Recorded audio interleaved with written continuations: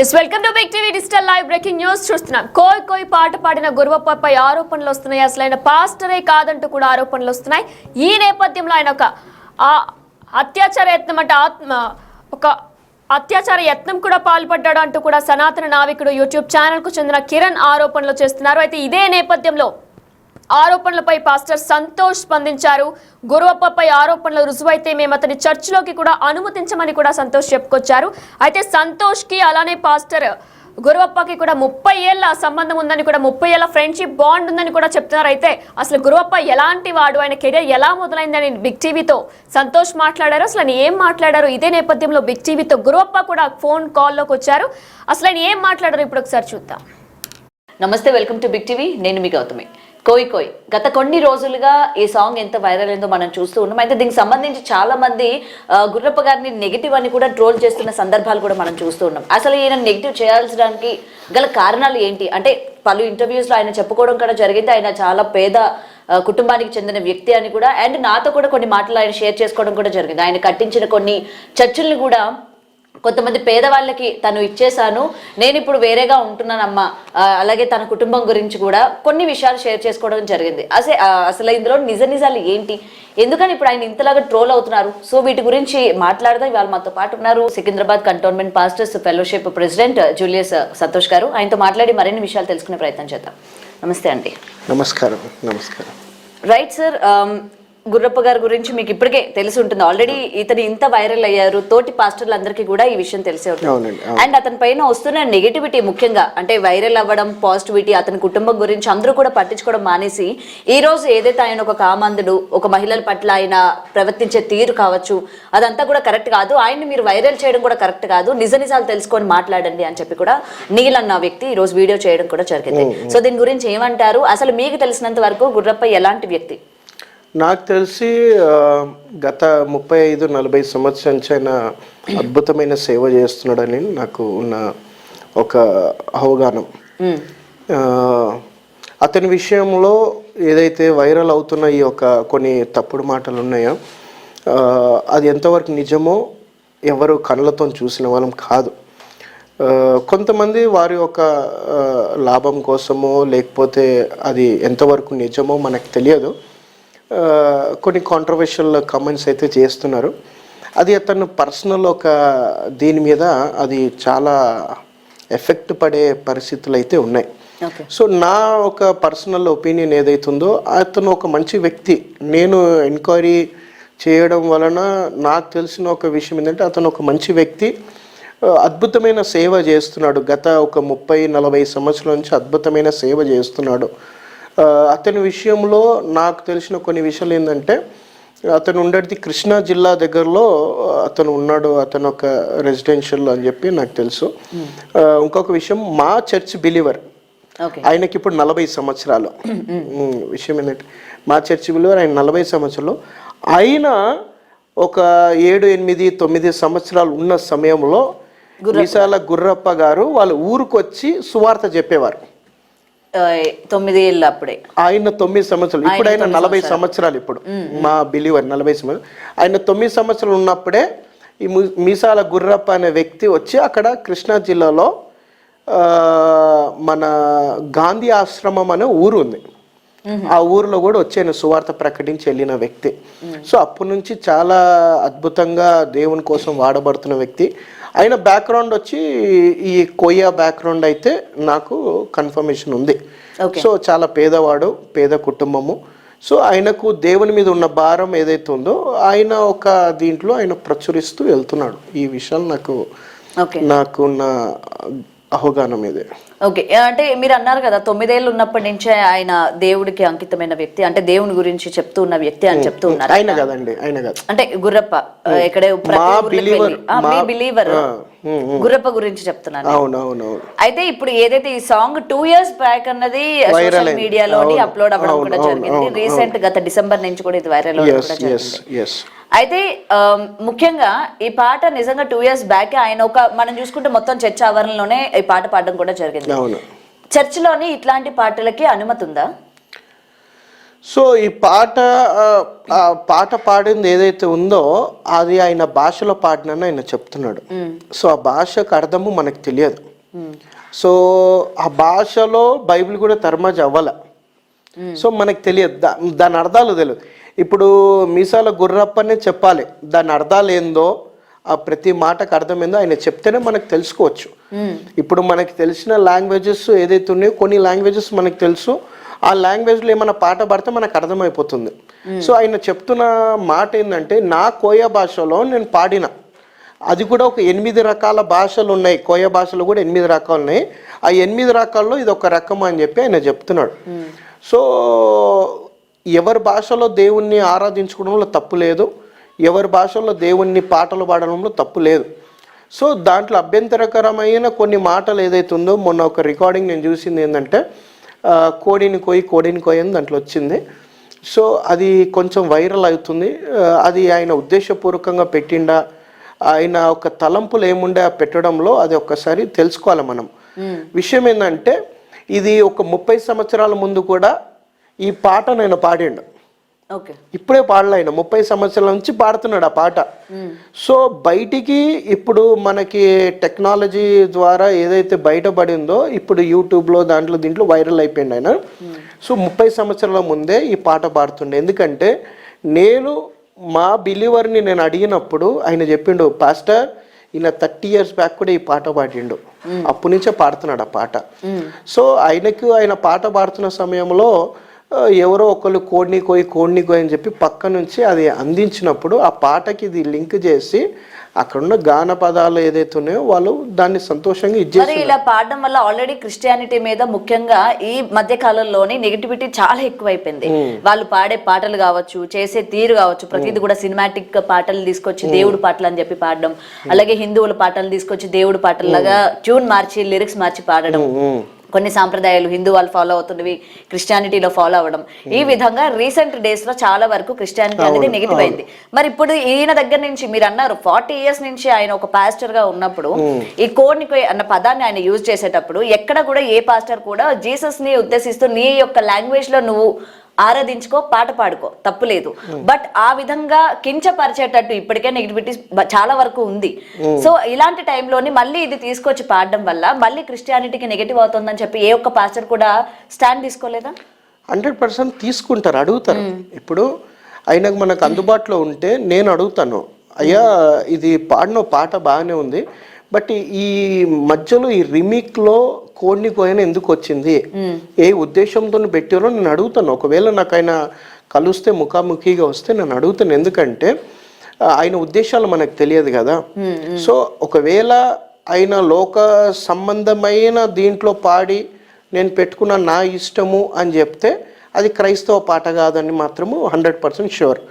ఎందుకంటే క్రైస్తవ పాటలు ఏదైతే ఉందో అది ఏ లాంగ్వేజ్లో పాడినా అది ఆత్మీయంగా ఉండాలి, వ్యక్తులకు అది దేవునికి మనుషులకు అనుసంధానంగా కనెక్ట్ అయ్యే పాటలుగా ఉండాలి. ఈ రీమేక్లు లేకపోతే ఈ సినిమా సంబంధమైన విషయాలు మ్యూజిక్ని తీసుకొని పాడితే 100% దాన్ని ఖండించాలి. ఎందుకంటే లోకముతో ఈ క్రైస్తవ జనానికి ఏదైతే ఉందో ఆత్మీయంగా పొత్తు లేదు. లోకాన్ని క్రైస్తవ దీనికి పొత్తుగా మనం చేయొద్దు, అది 100% దేవుని దృష్టిలో తప్పు. సంఘములు అలాంటిది ఎంటర్టైన్మెంట్ చేయడానికి వీల్లేదు. ఓకే, ఇంకొకటి సార్, మీరు చూసినట్లయితే గుర్రప్ప గారు చేతికి ఒక ఇన్స్ట్రుమెంట్ ని పెట్టుకొని ఆయన వాయిస్తూ పాడడం జరిగింది కదా, అసలు క్రిస్టియానిటీలోనే మీరు అట్లాంటిది పెట్టుకొని పాడతారా? అంటే అది ఇన్స్ట్రుమెంట్ అది. సో దాని విషయంలో దాన్ని కూడా ఆయన భాష, ఆయన ట్రైబల్ కి సంబంధించి ఉండొచ్చు. సో కొంతమంది కంజర పెట్టుకొని పాడుతుంటారు, కొంతమంది ఇది ఉంటది కంజర, లేకపోతే చిన్న డోలక్ లాంటిది, కాంగో చిన్న ఇది, చిన్న చిన్న డప్పులు, ఎవరు ఇది అది అంటే వాళ్ళు ఆరాధిస్తున్నప్పుడు, వాళ్ళు పాట పాడుతున్నప్పుడు వాళ్ళకి ఆ రిథం అది. సో ఆ రిథంని మనము తప్పు పట్టడానికి వీల్లేదు. మేబీ ఆయన సాంప్రదాయం ఉండొచ్చు, లేకపోతే ఆయన వచ్చిన బ్యాక్గ్రౌండ్లో అది ఉండుండొచ్చు. సో దాన్ని మనం అంత సీరియస్గా తీసుకోవద్దు. వేరే విషయాలు ఏదైతే కోడిని కోయి ఆ విషయంలో కొంచెం ఆలోచించాలి. ఓకే సార్, మీకున్న ఇన్ఫర్మేషన్ వరకు నిజంగా ఆయన పాస్టర్ అని చెప్పి, అంటే మీకంటూ ఉంటుంది కదా నిజమైన పాస్టర్ ఇన్ని సేవ చేయాలి, లేదంటే మీకు ఒక బోర్డు నుంచి వస్తుంది కదా ఈ రోజు నుంచి ఈయన ఇంకా పాస్టర్ గా ఉండొచ్చు అని చెప్పి, అలా ఆయనకి వచ్చిందంటారా సర్టిఫికేట్ కానీ ఏదైనా? వచ్చి ఉండొచ్చు. ప్రతి ఒక్క వ్యక్తి పాస్టర్స్ ట్రైనింగ్ అతనికి ఒక గురువు ఉంటారు, ఆ గురు కింద వాళ్ళు ట్రైన్ తీసుకుంటారు. ఆత్మీయంగా చూసుకుంటే అభిషేకిస్తుంటారు. లోక సంబంధంగా మనం చూసుకుంటే బైబిల్ ట్రైనింగ్ వెళ్ళి సర్టిఫికేట్ మనకి పొందుతాము. అది 2 సంవత్సరంలా లేకపోతే 3 సంవత్సరాల కొన్ని ట్రైనింగ్స్ ఉంటాయి. ఆ ట్రైనింగ్కి వెళ్ళి ఆ ట్రైనింగ్ పొందుకున్న తర్వాత ఆర్డినేషన్ అయిపోయి మనం సర్టిఫికేట్ తీసుకొని బయటకు వస్తాము. కొన్ని ఒక్కొక్క సంస్థలో ఒక్కొక్క క్రమాలు ఉంటాయి. కొన్ని సంస్థలు ఏముంటుందంటే సేవకులే చేయి పెట్టి తనను అభిషేకించి సేవకి పంపిస్తుంటారు. సో ఒక్కొక్క ఇది. సో నాకు తెలిసి బైబిల్ ట్రైనింగ్ చేయకుండా లేకపోతే ఈ యొక్క అభిషేకం లేకుండా ఒక వ్యక్తి బయటికి రాడు. వచ్చినా కూడా సర్వే చేయలేడు. ఎందుకంటే దేవుని చిత్తంలో నిలబడలేడు. దేవుని చిత్తం. మరి ఈ రోజు అట్లా పాస్టర్ అని చెప్పుకొని చాలా మంది బయట చాలా మంది అవుతూ ఉన్నారు కదా. ఉన్నారు. నేను అది వదిలిస్తాను ఇది వదిలిస్తాను, హాస్పిటల్స్ పని లేకుండా అన్ని నేనే బాగు చేస్తాను అని చెప్పి కొన్ని వీడియోస్ మీరు కూడా చూసే ఉంటారు. అది నాకు తెలిసి దేవుడు ఎప్పుడు మాట్లాడలే. యేసుక్రీస్తు ప్రభు కూడా అది బోధించలే. ఒకరికి వ్యతిరేకంగా నా దగ్గరకు వస్తే మీరు బాగా అయిపోతారంటే అబద్ధం. ఒక వ్యక్తి నా దగ్గరికి వస్తే మీరు బాగా అయిపోతారు, నా దగ్గరికి వస్తే ఇదవుతుంటే అది అబద్ధం. ఎందుకంటే వ్యక్తి యేసు ప్రభు దగ్గరికి వస్తే మనసు మారుతుంది, గుణము మారుతుంది. యేసు ప్రభు దగ్గర జీవితాలు మారుతాయి. కానీ లేని పబ్లిసిటీ చేసుకొని స్టంట్స్ చేసుకొని వాళ్ళ సొంత ఒక దీనికోసము మనము ఎంటర్టైన్ చేయవద్దు అట్లాంటి విషయాలను. ఓకే, ఇప్పుడు ఇతన్ని పిలిపించే ప్రయత్నం ఏమైనా చేస్తున్నారా? డెఫినెట్లీ. ఎందుకంటే ఎక్కడ కూడా నేను చూసిన ప్రతి ఇంటర్వ్యూలో కూడా ఈ కోడ్ని అంటే మీరు అన్నారు కదా ఇది మాత్రం అభ్యంతరమైంది అని చెప్పి కూడా ఎక్కడ కూడా అసలు ఈ కోడ్ని అన్న పదం నేను కావాలని వాడలేదని కానీ లేకపోతే అది ఎందుకు వాడాల్సి వచ్చిందని కానీ ఎక్కడ కూడా ఆయన క్లారిటీ ఇవ్వలేదు. సో మీకైనా చెప్తారంటారా, లేకపోతే ఆయన సరదాగా పాడుకున్న పాటనా? ఇప్పుడు డెఫినెట్లీ దాన్ని అడుగుతాను నేను. ఒకవేళ అవకాశం వస్తే మేబీ ఆయనను కూర్చోపెట్టి అయ్యా ఏంటి విషయం ఇదండి, ఒకవేళ సంఘం కోసము సమాజం కోసం నువ్వు పాట రాస్తే ఎందుకు అది రాయబడింది, ఎందుకు అది ఇదని అడుగుతాను. లేదు నాకు సరదా కోసం నేను రాసుకున్నానంటే అది రాసుకుంటే అది అప్పుడు మనకు కొంచెం అభ్యంతరకరమైన అడగడం. కానీ ఆయన చర్చిలలో వచ్చి పాడుతున్నప్పుడు విషయం ఏంటంటే ఆయన పాట మొత్తం వేరే ఉంది. ఆ కోడిని కోయి అది ఒక ముసలైన ఆయన ఒక దగ్గర పాట పాడుతున్నప్పుడు కిందికెని స్టేజ్ కిందికెని ఒక ముసలైన ఒర్రిండంట ఆ మాట. ఓకే. సో అది రిమిక్లో బాగుందని చెప్పేసి దాన్ని అటాచ్ చేసేస్తున్నారు. సో దాని విషయంలో కొంచెం క్లారిటీ తీసుకోవాలి. ఒకవేళ ఆయన నాకు కలిస్తే మేబీ ఎప్పుడన్నా క్లారిటీ తీసుకుంటా. ఓకే. సో ఆయన మీతో టచ్ లోనే ఉన్నాడు. టచ్ లో ఉన్నారు. బాగానే మాట్లాడతారు, పర్వాలేదు, బాగానే మాట్లాడతారు. సో ఈ విషయం కోసం రీసెంట్లీ మాట్లాడినప్పుడు అయ్యా నేను వస్తాను, హైదరాబాద్ వచ్చినప్పుడు కలుస్తా అని చెప్పిండు. కలిసినప్పుడు కూర్చొని చిన్న డిస్కషన్ అయితే చేయాలి. ఓకే. సో ఆయన కుటుంబ మొత్తం ఆ నేపథ్యం అంతా కూడా చెప్పారు. ఆయన పేద కుటుంబానికి చెందిన వ్యక్తి అని చెప్పి. సో ఎప్పుడు మాట్లాడినా సరే నేను కారులో తిరుగుతున్నా, నేను కారులో అక్కడికి వెళ్తున్నా ఇక్కడికి వెళ్తున్నా అని చెప్పడం జరుగుతుంది. ఎలా తీసుకోవాలంటారు మరి దీన్ని? 100% అంటే కార్ ఈరోజు అందరికి ఉంది. లోన్స్లలో మేబీ ఉండొచ్చు, ఎట్లనే ఉండొచ్చు. కార్ ఉందంటే is not rich man as per my this thing. So ధనవంతుల దగ్గరనే కారు ఉండాలి అని కాదు, కానీ ప్రతి వాళ్ళ దగ్గర కారు ఉంది. సో మేబీ ఫైనాన్షియల్లీ స్ట్రాంగ్ లేడేమో అంతే. ఓకే, మామూలుగా ఓకే, స్టేబుల్. ఓకే. పూర్ అంటే కంప్లీట్లీ పూర్ కాదు కదా. పూర్ అంటే ఇక మనలాంటి వాళ్ళంతా పూరే, మనమంతా పూరే, మనం రిచ్ కాదు కదా. సో మనమంతా పేదోళ్ళమే. రిచ్ అంటే ఇక అంబానీ వాళ్ళని రిచ్ అంటారు, పెద్ద పెద్దోళ్ళని రిచ్ అంటారు. మనలాంటి వాళ్ళు అంతా we are middle class and poor people. Okay. ఎలా అనిపిస్తుంది మరి మీలో పాస్టర్స్ లోని వన్ ఆఫ్ ద పాస్టర్ ఈ రోజు ఇంత వైరల్ గా మారడం? ఆయననా? మీరు ఏమైనా కలిసి మీటింగ్స్ లాంటివి? లేదు, ఏం ఉండదు అట్లా. అండ్ మీడియా చేసింది ఆయనని ఫేమస్ అంతే, వేరే ఏం లేదు. అండ్ వాట్ ఎవర్ ఆయన ఫేమస్ అయిండు, ఆయనకు సంతోషమే అనుకుంటా దాంట్లో. ఓకే. సో ఆయన మీద వస్తున్న ఎలిగేషన్స్ అన్ని కూడా నమ్మొచ్చు అంటారా? నేను నమ్మనండి. అంటే నేను చూడలేదు కదా, నేను చూడకుండా నేను నమ్మను. ఒకవేళ నా కళ్ళతో నేను చూస్తే ఏంటయ్యా అని చెప్పి ఆయన పోయి నేను ఇది చేయొచ్చు, కరెక్ట్ చేయొచ్చు. యాజ్ పర్ బైబుల్ మనం చూసుకుంటే ఎవరినో ఒక తప్పు చేస్తే పోయి వాళ్ళని కూర్చొని సరి చేయమంటుంది బైబిల్. వాళ్ళని 10 మందిలో తీసుకురావద్దంటుంది. బైబిల్ అంటుంది, if your brother and does any mistake go and correct him. Okay. మన బ్రదర్ అని ఏమైనా తప్పు చేస్తే ఆయనని కరెక్ట్ చేయాలి. ఇది తప్పు, ఇది కరెక్ట్ కాదు, నువ్వు వెళ్ళే మార్గం అని చెప్పాలి. లేదు వినకపోతే వదిలేయాలి. కానీ పబ్లిక్లో తీసుకొచ్చి ఆయన పేరుని మనం చెడిపోద్దు. ఇది బైబిల్ చెప్తుంది. ఓకే. ఈ సిద్ధాంతాన్ని నేను ఫాలో చేస్తా. ఓకే, ఒకసారి కాల్ చేస్తారా? ఇప్పుడైనా ఎత్తుతారేమో, లాస్ట్ టైం ఎత్తలేదు కదా.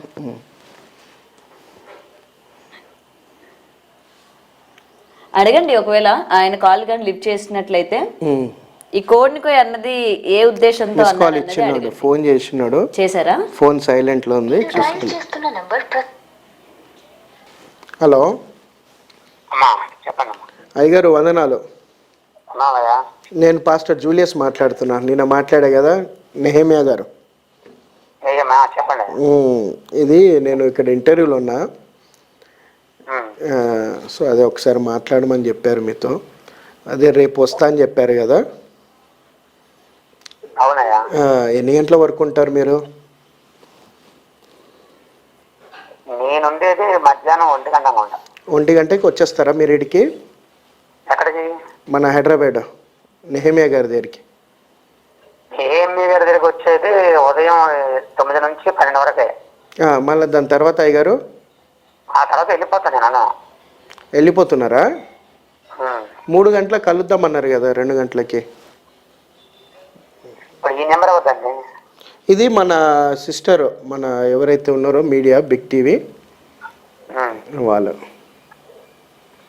అంటే ఇక్కడ ఏదో చేస్తా అని చెప్పారు, ఫోన్ చేస్తే ఫోన్ ఎక్కట్లే వాళ్ళు. అవును, అక్కడ విజయవాడలోనా? ఓకే. అయితే అంటే నేను అన్నా, నాకు తెలుసు అంటే పరిచయం మాట్లాడుతుంటే, అయ్యాది ఇంటర్వ్యూ కోసం వెయిట్ చేస్తున్నాము, ఒకసారి మాట్లాడిపోయండి అని చెప్పారు. ఇప్పుడు నేను వచ్చేది అక్కడ ఏదో ఆరాధనకి చర్చికి వస్తున్నా. అవును అవును. మళ్ళీ అన్నీ వెళ్ళిపోవాలి కదా.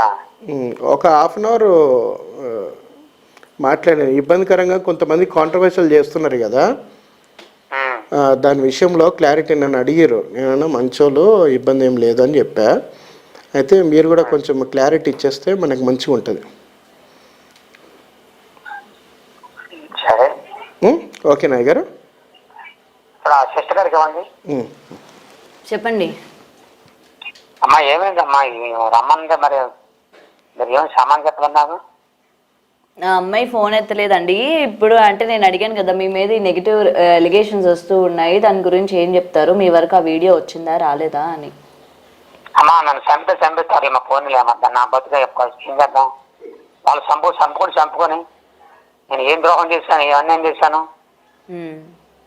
రానివ్వండి, ఇప్పుడు నా చిన్నతనం నుంచి ఇదే గొడవ కదా. వాళ్ళే అవన్నీ పాస్టర్లు, వాళ్ళే పెద్ద బిషప్లు అవన్నీ నేనేమో అనుకున్నారా? ఏదో హిందువుని ప్రభుని నమ్ముకున్నాను, నా గురించి చెప్పుకున్నాను.